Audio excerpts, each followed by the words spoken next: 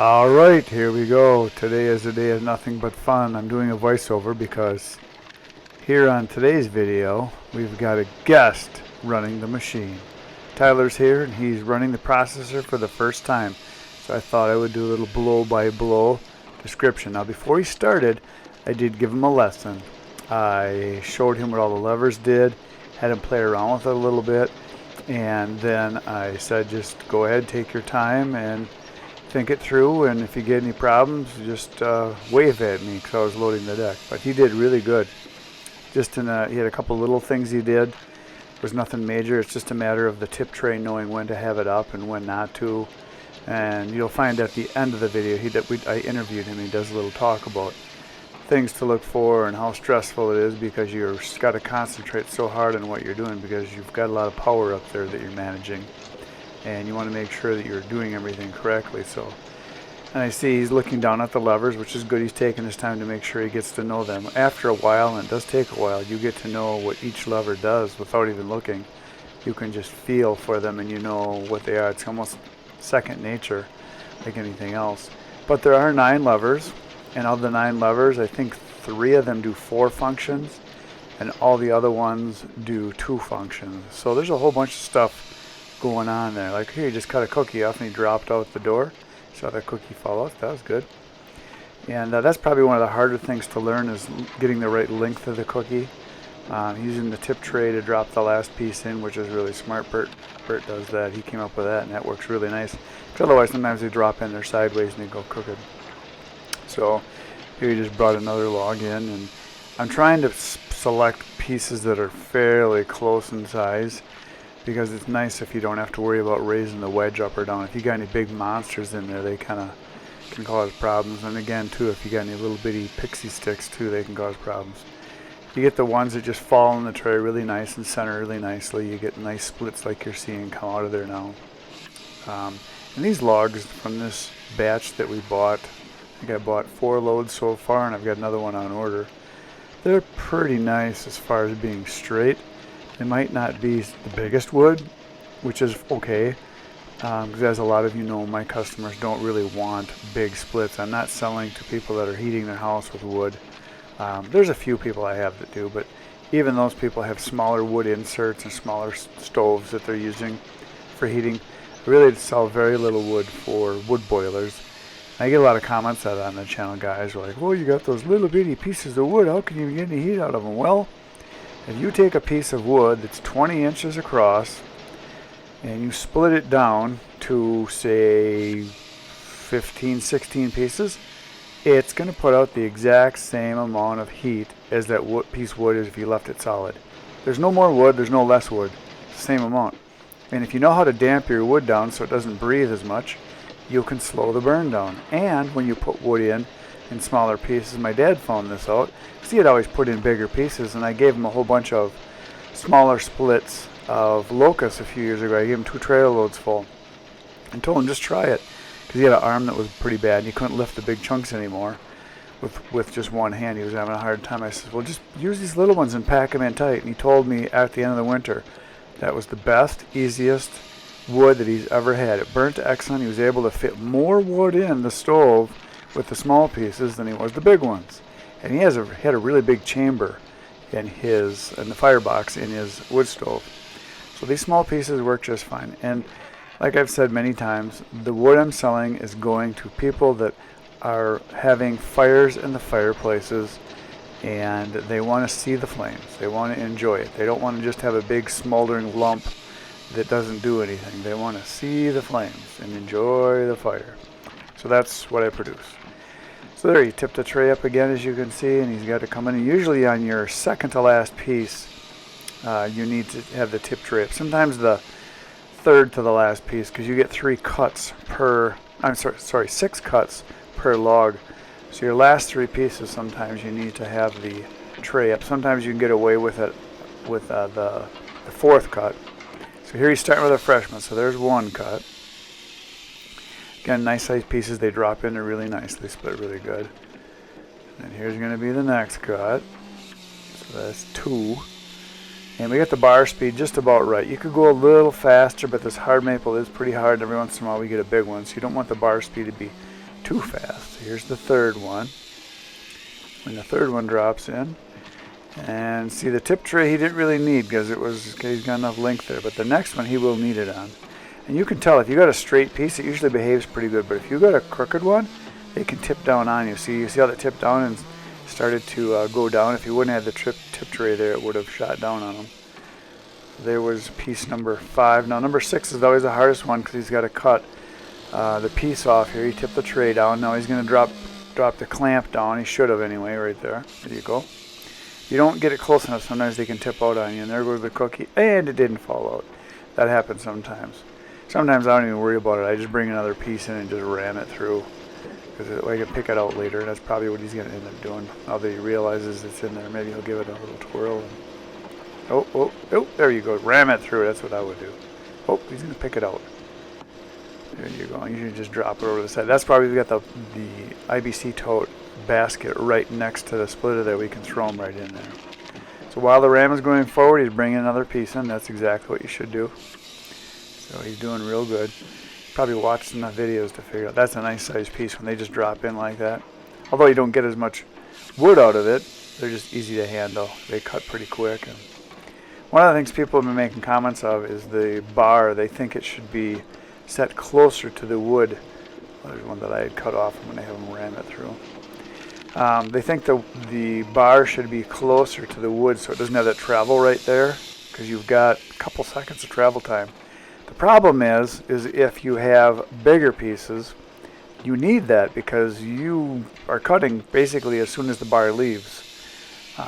It's placed in the back there. So there's that. But if you had consistently sized pieces, all the same, and you could sort them all out, yeah, then maybe you could do it. But here it's working just fine. So he's cutting away. He's doing a good job.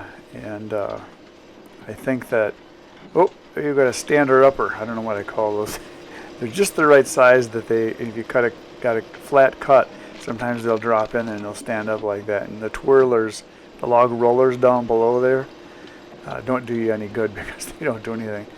You're going to clamp this piece and then drop the cookies. Sometimes the cookies will drop straight down just like that. See how that happened? Because your tip tray has got a space there. So now if he had the tip tray up, he could have caught that one and then just lowered it in there slowly. That's what Bert does all the time. He's really good at it.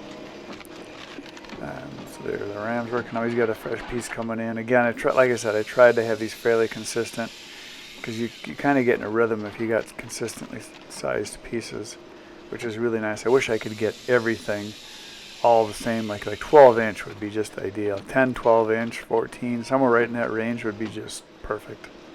Not too big, not too small. You're producing a lot of wood. You can cut pretty fast. They're easy to handle. Not super heavy. You can bring a couple at a time pretty easily in the grapple when you bring them over with the tractor. So you don't, if the big one, you just can bring one. If you got little bitty ones, you try to bring 2 or 3, sometimes 4, but they're hard to handle because they kind of shoot all over the place because they're so tiny, the little pixie sticks. So he's got the tip up tray, so it must be the second to last cut. And I think it is, if you can see here. Yeah, because he's not a log coming by. Something must have happened where he got out of the seat and fixed something, because I edited that out. Sorry about that. Sometimes I don't show everything because, he could be in there dinking around, pulling a piece out or cleaning the wedge maybe. He had a pile up behind the trough there and he was cleaning it out. And so there's really nothing on camera for, a minute or two, so I edit that stuff out. The nice thing about this hard maple too, or if you want to call it rock maple or sugar maple, it's all the same thing, is that when they process it in the woods, a lot of the bark comes off. And I think that may be because it was done in the spring of the year, so the bark is slipperier, there's more moisture in it, and the bark comes off pretty easily. In the wintertime, it does not come off that well. I mean, usually it's pretty intact. Because I know my brother Ken gets a lot of hard maple, and his bark is usually on it, whereas this stuff is pretty much, a lot of it is off, which is excellent. It's going to really help speed up the drying process because basically bark is like your skin. It's protecting the tree and it's keeping moisture in the tree itself, in the log. Oh, there he dropped a cookie really nicely. And there you got the tip up tray, and then he's going to leave it hopefully. Yep, there you should be able to roll this one right in. Look at how smooth that works. So that's pretty good handling like that. I forget to do it all the time. I gotta stop and think about it more and get my routine. See, when he was jiggling that, he was trying to straighten that piece out because sometimes they'll sit crooked in the trough, and then you get a crooked cut. So you try to get them as straight as you can coming at you. So that happens once in a while. So yeah, you just keep going to town and splitting the pieces here. You see the white flex a little bit there, it kind of moves once in a while. And it works best just to ram the log right up against the push plate there up on top, or I don't know, stopper plate, stopper button, ram, I don't know what you call that thing. On the top left hand side there's that plate that sits that you ram the log into. See right here he was picking out a couple big pieces down below and he's going to throw them back in and then resplit them. And sometimes you got to hit, well it kind of went through pretty straight. Usually what I'll do is I throw a piece in like that or two of them. I'll hit the rollers, kind of go back and forth with the rollers, and it'll even it all out and you get a straighter split, which is one of the things that happens when you throw them in and they're not perfectly straight. Because it's just floating up on top of there. There's really nothing holding it on the sides when you throw them in. Like there, see now he's got stuff on the sides so it can't really shoot out on you. But if you put a second one up on top, it can do some weird stuff on you. So here he must be cleaning out the trough in the back again. Better get his tip tray up. He's going to lose it here. Ooh, maybe not. Ooh, there you go. He almost lost it. Sometimes they'll slide right down on you if you forget about that. And so he dropped another one in the trough up above. I saw another log roll in there, so that's good. He's thinking. I forget that a lot too sometimes. I'm just concentrating. Oh, he's going to cut a cookie off here. You better get the tip tray up and then bring your clamp down, or do both. Ooh, he's going to be risky. He's going to try not to use the tip tray. You can do that if you get your clamp down low enough like that, and it won't drop down. So you made it work, and that's kind of a bigger cookie. He's going to launch. Oh, he's good. He put the tip tray up, and he's going to roll it in. That works really good to do that. So there you go. Here comes another log in the tray, or in the trough, I should say. Yeah, these are nice sized ones to work with. They just seem to work really well. Big ones cut slow, but again, you get a lot more wood out of them too. Not just a little bit more wood, a lot more wood, like 4 times as much. And we've cut pieces all the way up to the full length of the bar, 22 inches, and you can just barely get them to drop. 20 inches to me is about the limit. Anything above that is... That's a nice size log right there coming. That's a beautiful size. I wish I could have those all day long every day. Not too big, not too small. There's a little guy, must have fell out from the back. Yeah, we try to, once in a while, we'll grab those if they fall on the ground or if they get ejected. That happens once in a while, and the guy running the tractor will stop and pick them up, throw them in just to get them in there. Hit the roller and it'll drop right in. Yeah, it's really nice, this stuff without the bark on it. I can just tell, if you look at it, it's starting to crack a lot just from the month or so since it's been cut. And yeah, you can see the cracks in it. I can see it as it was going by there. That's what's excellent about maple versus oak or hickory. I find oak and hickory are the 2 slowest drying woods there are. Maple, cherry, box elder, ash, obviously. That stuff just dries really fast. Birch is pretty good. That still dries a little bit slower, but not too bad. But maple dries really nice and fast. If I could pick one wood, I would have years ago, I would have said oak, because that's what everybody wants. But if I could get rid of oak, now that I know what I know and I've been selling wood long enough, I'd get rid of oak as a species that wouldn't be available. It dries so slow, it's ridiculous. And it's heavy. It's just, I know it's good wood, but it's not great wood. And the other thing is that a lot of people think that oak is the best wood that there is. There's just nothing that compares to oak because that's the only kind of wood they know. But in reality, hickory, locust, ironwood, hard maple, as good if not even better, and it dries faster. Matter of fact, hickory, locust, and ironwood put out more heat than oak does. Probably about 10% more, and a lot of people don't even know that. And the other thing about hard maple, besides the fact that it dries faster, is that it puts out just as much heat as oak, and it holds coals a little bit better. At least that's the experience I've had with it. It just seems to hold its shape. It doesn't just turn to ashes. Anyway, it's really good wood. So all wood, oop, he lost one, fell right down in there. All wood is good because it all burns. There's only one kind of wood that is terrible, and that's, well, I shouldn't say that. There's more than one kind. But cottonwood is my least favorite. It's heavy, it stinks, it's wet, it doesn't burn. I mean, it burns fast. People don't really want it. It's hard to sell. But pretty much any other kind of wood is good. Although I guess I'd have to say right behind that would be willow. Willow is really soft, fast burning, kind of low quality wood. And then maybe popple or aspen. But then again, depending on where you live, out west, there's a lot of areas, that's all they have is aspen. They have aspen and aspen, and then maybe spruce.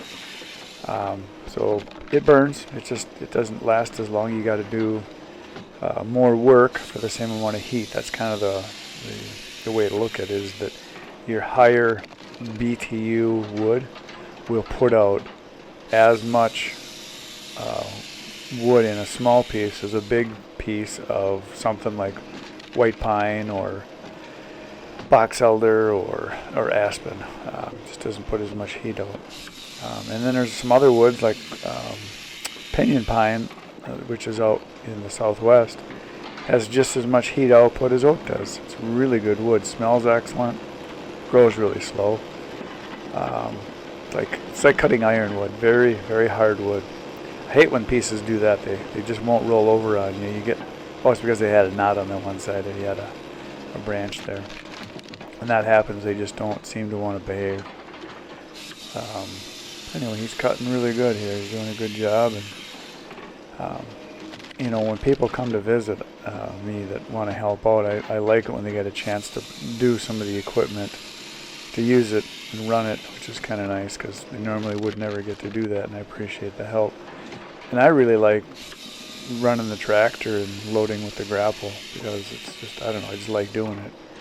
For me, that's one of the more fun things. If I had to pick just one thing to do, it would probably be drive the tractor and move wood with the grapple. I just really like doing it. The processor's nice, but you just got to sit in one spot, kind of do the same thing over and over and over, and just pay attention to the pieces, whereas a tractor, you're kind of moving around a little bit.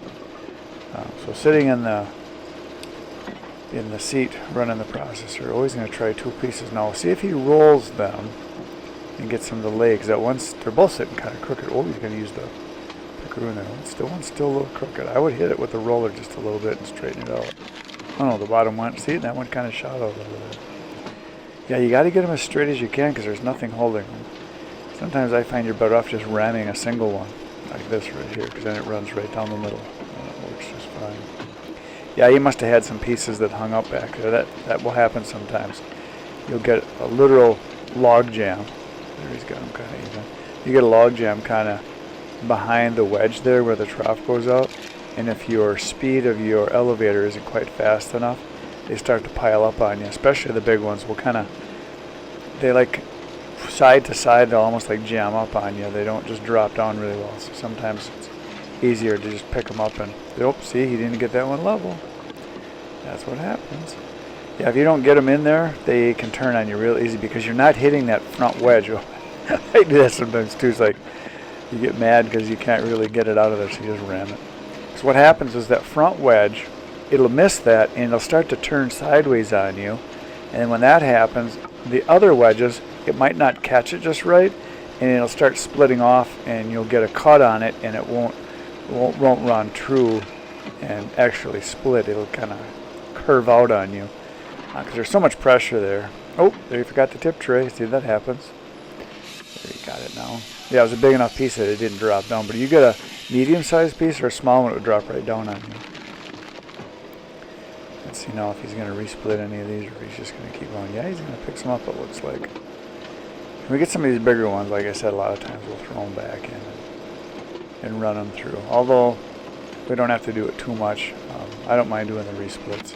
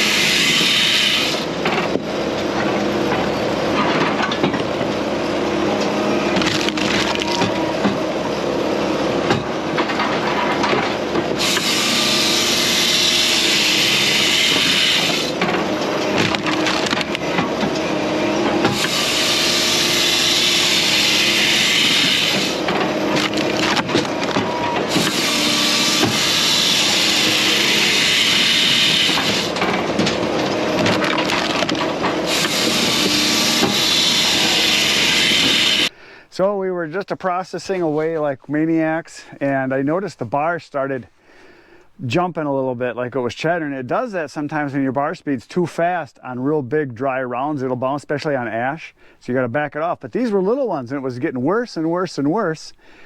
And I just felt the teeth, and they're dull. And they shouldn't be, because we just sharpened it. Bert sharpened it yesterday, and he put a special chisel on it. He cut it kind of a square grind with his new grinder. But I don't know if I hit something or if that grind just doesn't work and it needs to be more of a round cut. I don't know. I turned the oiler up thinking maybe the bar was getting dry, but I see it's dripping now, so I know it's fine. So I got the Dremel and my electric box liberator, the EBL unit, and we're going to sharpen it. And it might take a while because this is a square grind, and Bert said it's going to take a while because he was grinding like crazy when he was grinding it, so we'll see what happens. Oh yeah, that's square all right. It's going to take a lot of grinding.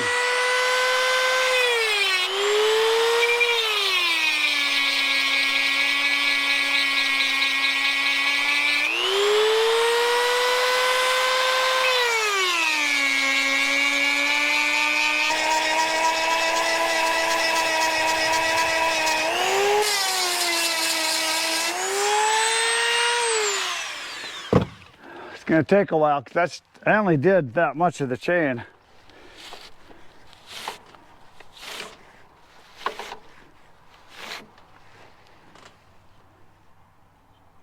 Yeah, and it doesn't look that dull, but it's the tips are gone on some of these. And I must have hit something. I must have hit a rock, or maybe there was a nail in a log or something. I don't know.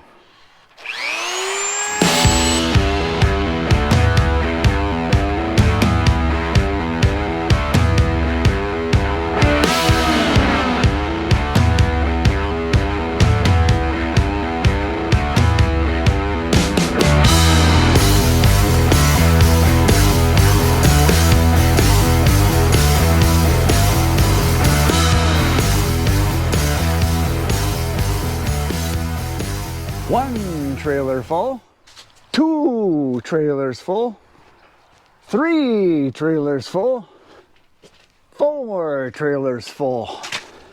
So this pile used to start right here.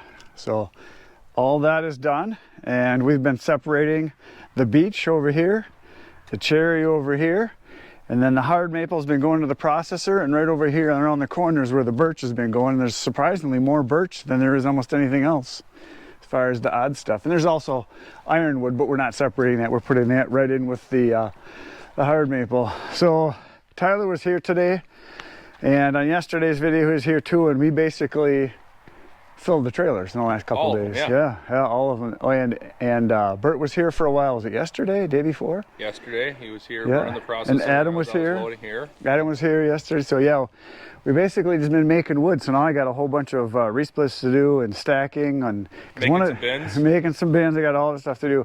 And I'm going to stack some of it because I'm going to take one of the trailer loads full to my studio because I'm going to use it as a photography background. So we're just going to store it way in the back where I did last year, where I had a load, and we're going to do that. So now this is your first time you got to run the processor. Oh, yeah. So tell me about it. It's a lot harder than you make it look like on the channel. There's so much going on with different levers and watching the trailer and the splits and trying to get the logs into the feed. And there's a lot going on. And you're 9 levers going on in there. Yeah, they do different. Each one does several different things. Yeah, and you're not really paying attention to the guy loading you because you don't even know. You're just watching the next piece. Oh, exactly. Then they can drop in crooked. They can cut crooked. There's just a lot. You got to watch the trailer behind you for when it's getting full and you're kicking logs out. Oh yeah, it's a lot harder. Than a lot harder than it looks. That's what I tell you. And the first time everybody runs it, you can tell they're just like their eyes get big. The first couple cuts is not too bad because you can just ram them through and cut at the same time. Right. But then it's near the end where you got to worry about the tip tray and dropping the trough out so you can fall out. You know, that's where you slow down. But the first 3 cuts, you're good on the log, and then after that is where it starts getting a little more difficult. Well, and that's where if we had longer logs or full-length 3 logs would be really nice. But in the Midwest here, the Lake States area, because of the paper mill. Paper mills, everything's 100 inches. That's just what they go on. Yeah. Now I could buy 16-foot logs, but I'd pay a lot more. Oh yeah, because they're not as common. And that's mainly the 16-foot stuff that they would cut is generally for lumber. Yep. So, and I could buy bolts, which would cost more too. I'd pay 50% more basically. Instead of paying 115, it'd be 155, 160 bucks. Yeah. For bolts, which would be beautiful because they'd be nice and straight and uniform and all that. And we have some really nice stuff in there. Oh, there's some nice stuff in there. And there's a lot of little bitty ones that take extra time. Oh too, yeah, those but small ones we've been cutting 2 or 3 chunks and then ramming them through. So that's kind of what we've been doing. As long as you can get one split in half out of them, you're good. Yeah, yeah. So we're done for the day. That is it. No more. That's it. Go watch some more videos. I'll be back here tomorrow 5:30 a.m. I don't know what I'm going to be doing, but probably resplit, something like that. So come on back. That's the plan anyway. So good night, Irene. Hey, look at that. Kittens. New ones. Look at this. Mama cat and all the baby. Oh, they're running away. Babies just run away. They are afraid. Oh, there's 2 that are jet black.